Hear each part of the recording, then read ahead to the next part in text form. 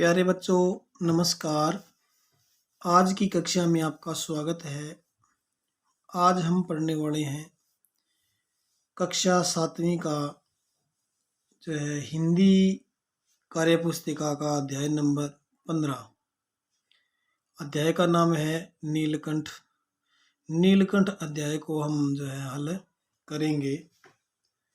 और इससे पहले जिन बच्चों ने अभी तक अपने चैनल को सब्सक्राइब नहीं किया, वे चैनल को सब्सक्राइब अवश्य कर लें।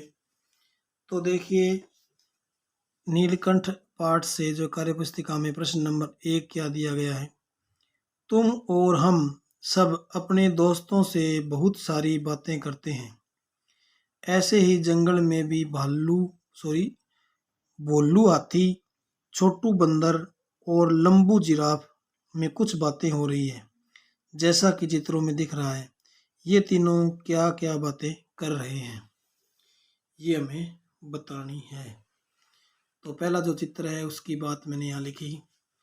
छोटू बंदर, अरे भोलू क्या कर रहे हो। छोटू बंदर बोलता है कि अरे भोलू क्या कर रहे हो। भोलू हाथी कहता है, अरे भैया, जंगल तो अब नाम मात्र रह गए। मैं बड़ा दुखी हूँ, कोई रहने की जगह नहीं बची। ये अपनी दुख पीड़ा बता रहा है कि लोगों ने जंगल काट लिए, तो इसलिए हमें पेड़ों की कटाई नहीं करनी चाहिए। अब देखो, जिराफ और हाथी जो है बात कर रहे हैं इसमें चित्र में। लंबू जिराफ कहता है, भोलू हाथी बड़े मजे कर रहे हो। भोलू हाथी बोला, अरे यार, हमारा जीवन आएगा इसमें, हमारा जीवन अब शायद अंधकार में हो जाएगा, क्योंकि हमें लोग पिंजरे में बंद रखते हैं। तो इसलिए धीरे धीरे सभी जानवरों का, हाथी ने यहाँ सभी जानवरों की चिंता की कि हमारा जो जीवन है वो अंधकार में होने वाला है। इसमें हमारी नहीं, हमारा आएगा, गलती से लिख दिया था। इसके बाद देखिए आगे प्रश्न नंबर 2। प्रश्न नंबर 2 में जो है पूछा गया है कि तुम्हारे आसपास कौन कौन से जानवर पाले जाते हैं और कौन कौन से नहीं। तो पाले जाने वाले जानवर और नहीं पाले जाने वाले। पाले वाले जानवर जैसे प्रत्येक घर में गाय, भैंस, कुत्ता, भेड़, बकरियां आदि। इसके अलावा कोई और जानवर आपने पाल रखा है तो वो इसमें लिख सकते हो। नहीं पाले जाने जैसे हिरण कोई नहीं पालता, या पाल रखा है तो यहाँ लिख देना। हाथी, बाघ, शेर, चीता, जितने भी जानवर है, लोमड़ी, यहाँ लिख देना। मैंने थोड़े से लिखे हैं, तो ये जानवर आपने नहीं पाले जाने वाले जानवर हैं। इसके बाद देखिए प्रश्न नंबर 3। मनु कहता है कि लोग अपने मनोरंजन के लिए ही पशु पक्षी पालते हैं। तुम इस बारे में क्या कहना चाहोगे। तो अपने मनोरंजन के लिए बेजुबान जानवरों को पिंजरे में बंद करके गुलाम नहीं बनाना चाहिए, हम तो ये कहेंगे। और आप भी यही कह सकते हैं, बिल्कुल कह देना, लिख देना यही बात। इसके बाद ख में क्या पूछा गया है कि शिखा कहती है, ऐसा नहीं है, उन जानवरों की देखभाल और अपने फायदे के लिए लोग पशु पक्षी पालते हैं। अब शिखा ने कहा ऐसा नहीं है कि उनकी देखभाल करने के लिए और अपने फायदे के लिए लोग पालते हैं। तो इसके बारे में क्या कहोगे। सही है, अपने फायदे के लिए ही लोग पशु पक्षी पालते हैं। इसमें पशु पक्षियों का कोई फायदा नहीं होता। इसके बाद देखिए आगे क्या पूछा गया है।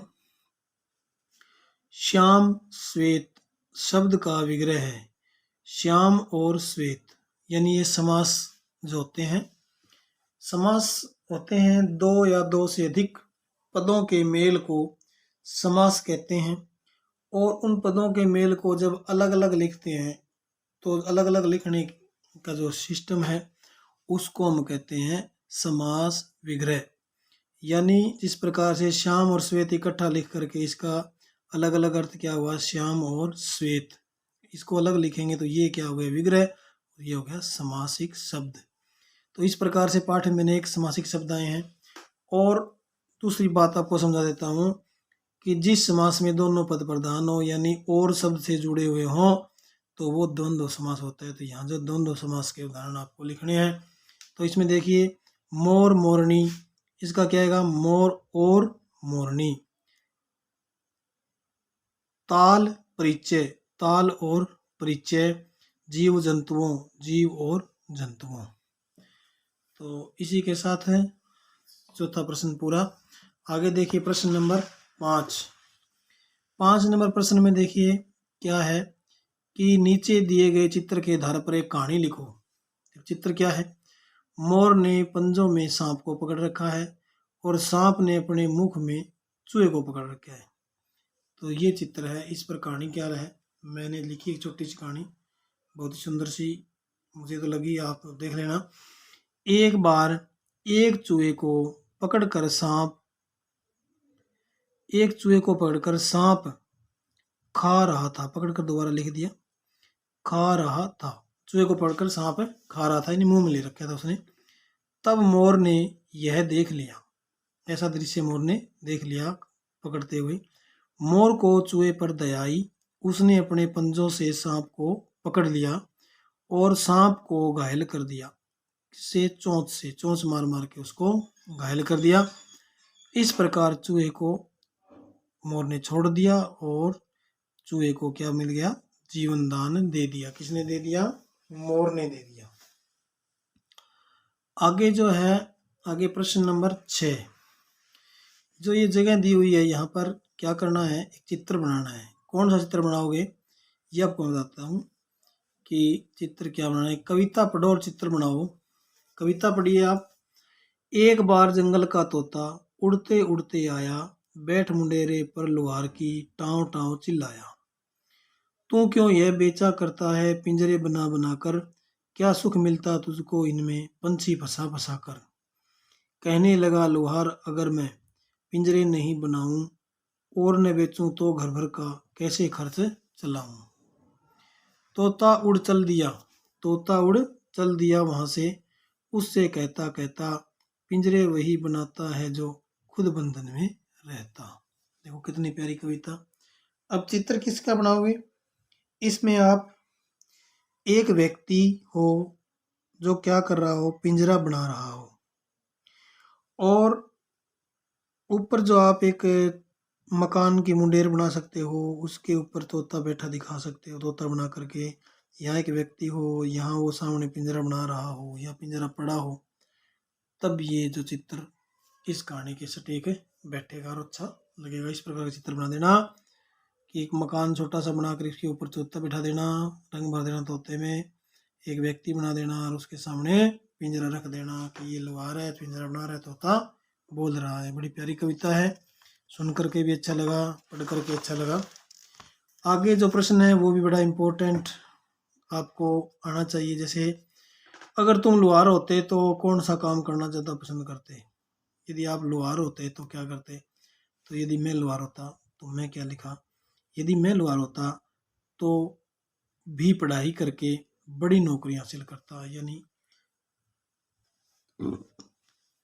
जाति हमारी कोई भी हो, हमें अच्छा पढ़ना चाहिए और अच्छा नागरिक बन करके देश की सेवा करनी चाहिए। नौकरी हासिल का मतलब है जब हम देश की सेवा करेंगे तो देश आगे बढ़ेगा, और हमें जो पढ़ाई करनी है चाहे हम किसी भी जाति से हैं। इसके बाद देखिए ये है वर्ग पहेली। इस वर्ग पहेली में क्या है कि ऊपर से नीचे दिया हुआ है और बाएं से दाएं। सबसे पहले ऊपर से नीचे लिखने हैं। एक खेल का नाम, एक नंबर में देखिए, एक नंबर है, इसमें खेल का नाम मैंने लिख दिया कबड्डी। क्या लिखा? कबड्डी। 2 नंबर में पिता का भाई होता है चाचा। 3 नंबर में पिताजी बाजार से सब्जी खालिस्तान गए हैं, तो इसमें है लाने। इसमें क्या लिखा आएगा? लाने, लाने। 4 नंबर में आवश्यक का अर्थ होता है, 4 नंबर देखिए, ये 4 नंबर है जरूरी, यानी आवश्यक का अर्थ क्या होता है? जरूरी। 7 नंबर में है नाखून को यह भी कहते हैं। अब 7 नंबर ये है, यहाँ से न और ख, नख, नख माने नाखून। मेवाड़ के महाराणा जिनका अकबर के साथ युद्ध हुआ, 9 नंबर में आएगा ये महाराणा प्रताप। क्या नाम हुआ ये? महाराणा प्रताप। आगे 9 नंबर आ गया। 10 11 नंबर में जल बरसाने वाले को कहते हैं। अब 11 नंबर ये क्या कहते हैं? बादल, बादल कहते हैं। इसके बाद 12 नंबर लक्ष्मी का पर्यायवाची एक लड़की का नाम। 12 नंबर देखिए ये है रमा, लक्ष्मी का नाम भी है और एक लड़की का नाम भी है। इसके बाद 13 नंबर पानी को यह भी कहते हैं। तो 13 नंबर ये इसमें कहाँ यह है, तो पहली का एक रूप, पहली का सॉरी 13 नंबर में पहली का एक रूप यह भी है। इसमें होती है मुकरी, मुकरी, पहली का दूसरा नाम जो है क्या है, मुकरी। इसके बाद पानी को यह भी कहते हैं, 15 नंबर में क्या आएगा, पानी को यह भी कहते हैं, ये रहा वारी, क्या कहते हैं इसको, वारी, वारी माने पानी। स्त्री का पर्यायवाची शब्द 17 नंबर में लिखना था। 17 नंबर ये रहा नारी। और महाराणा प्रताप ने खालिस्तान घाटी में अकबर से युद्ध किया। तो इसमें क्या आएगा, हल्दी, कहाँ 18 में ये रहा है अदल, अदल है और दी हल्दी। आगे अभाव, थोड़ा होने का भाव, 20 नंबर में आएगा यह कमी। ठीक है। इसके बाद हमें ऐसे भरने हैं बाएं से दाएं। तो देखिए आप वर्ग पहली में देखिए, मैं बोलूँगा आपकी किताब में भी नीचे जो दिए हुए हैं, कैमरे में सभी जो नीचे वाले नहीं आ रहे हैं, मैं बोलता हूँ अपनी किताब में देख लेना। 1 नंबर ये है, इसमें दिया हुआ है अंतरिक्ष में जाने वाली प्रथम महिला, क्या कौन थी, कल्पना चावला। कौन थी, कल्पना चावला। इसके बाद 4 नंबर है पानी का पर्यायवाची शब्द। अब पानी का पर्यायवाची होता है जल। ये जो वर्ग पहले अखबार में भी आती है, आपको भरनी चाहिए, इससे हमारा शब्द जो शब्दकोश हमारा बढ़ता है। इसके बाद 5 नंबर भारत के प्रथम प्रधानमंत्री जवाहरलाल खालिस्तान थे। तो ये 5 नंबर है नेहरू, जवाहरलाल नेहरू थे। इसके बाद 8 नंबर किसी मुस्लिम लड़के का नाम जो कैसे प्रारंभ होता है। 8 नंबर ये कैसे, करीम, करीम। इसके बाद 10 नंबर में देखिए देश विदेश की खबरें जिसमें छपती है वो होता है अखबार। 14 नंबर में है सांस से संबंधित एक रोग, दमा। कौन सा है, दमा। 16 में कल्पना चावला का जन्म किस शहर में हुआ, इस शहर में हुआ, वो है 16, देखो ये करनाल है, करनाल। इसके बाद 18 नंबर कल्पना चावला इस प्रदेश की रहने वाली थी। 18 ये हरियाणा। और शीघ्र को यह भी कहते हैं, 19 नंबर देखिए, 19 नंबर ये शीघ्र को कहते हैं जल्दी। और 21 में पराक्रम का पर्यायवाची, 21 नंबर ये वीरता। और 22 में है उस व्यक्ति का नाम जिसकी पहेलियां बहुत प्रसिद्ध है, वो है अमीर खुसरो। अमीर खुसरो, अमीर खुसरो उत्तर है इसका। तो इस प्रश्न के साथ हमने इस अध्याय का जो हल कर लिया। आगे के अध्याय का हम कल हल करेंगे। धन्यवाद।